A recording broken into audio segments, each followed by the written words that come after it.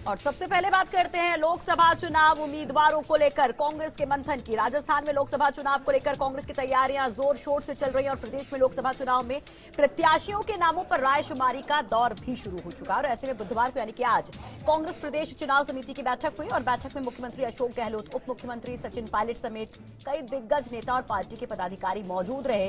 और इस बैठक में क्या कुछ खास रहा, इस रिपोर्ट के जरिए आपको दिखाते हैं।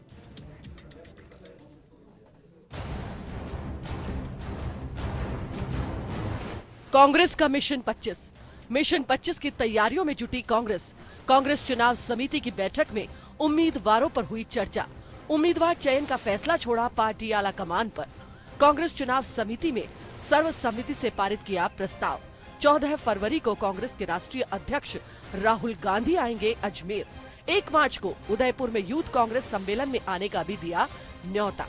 प्रदेश कांग्रेस चुनाव समिति की बैठक में नेताओं ने लोकसभा चुनाव के टिकट के उम्मीदवारों को लेकर अपनी अपनी राय रखी।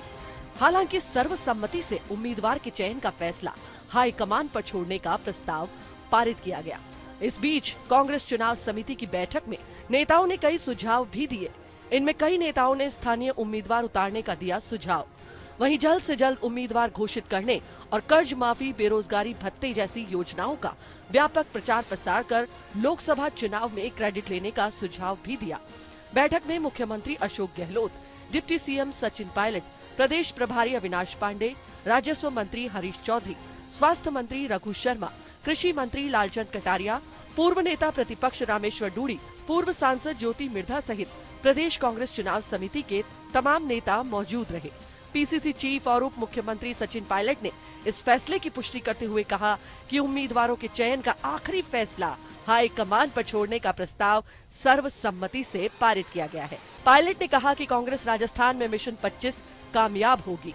कांग्रेस चुनाव के लिए पूरी तरह से तैयार है। आप देखेंगे कि जो तैयारी कांग्रेस ने शुरू कर दी है राष्ट्रव्यापी, दिल्ली के अंदर लोकसभा चुनाव को लेके उसमें कांग्रेस काफ़ी आगे निकल चुकी है। हमारे कैंडिडेट के सिलेक्शन भी शुरू हो गए हैं। हमारे कैंपेन जो क्या होना चाहिए वो शुरू हो गए हैं। राहुल गांधी जी के दौरे शुरू हो गए हैं। तो ये बोखलाहट में अगर जुमले बोलने लगे हैं तो कोई नई बात नहीं है। देश समझ चुका है जुमलों की राजनीति को।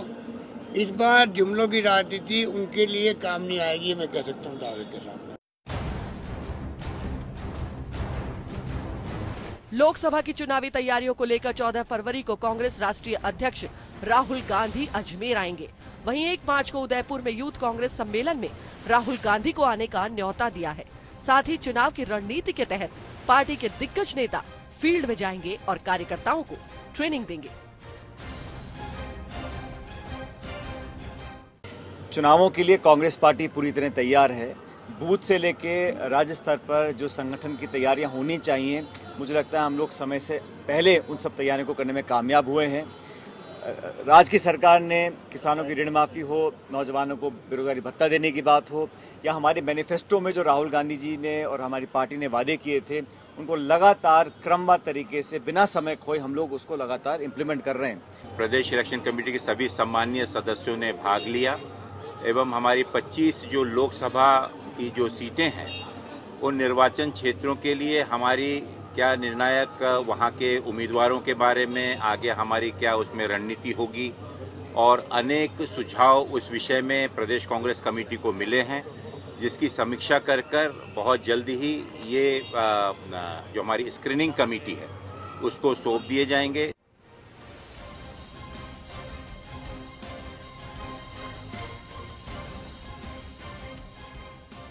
बैठक के दौरान पूर्व मंत्री नमो नारायण मीणा और पवन गोधारा के बीच वाद विवाद हो गया।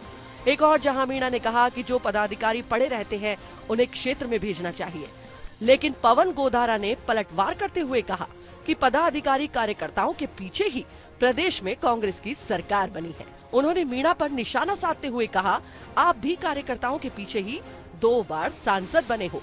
पदाधिकारियों को कार्यकर्ताओं को पूरा सम्मान करना चाहिए। हालांकि वरिष्ठ नेताओं के दखल के बाद दोनों शांत हो गए। इससे पहले पीसीसी दफ्तर के बाहर हंगामे की स्थिति बन गई। कई पीसीसी पदाधिकारियों और कार्यकर्ताओं को पीसीसी में एंट्री नहीं दी गई। केवल पीईसी सदस्य को बी बैठक में एंट्री दी गई। Bureau report, first India news.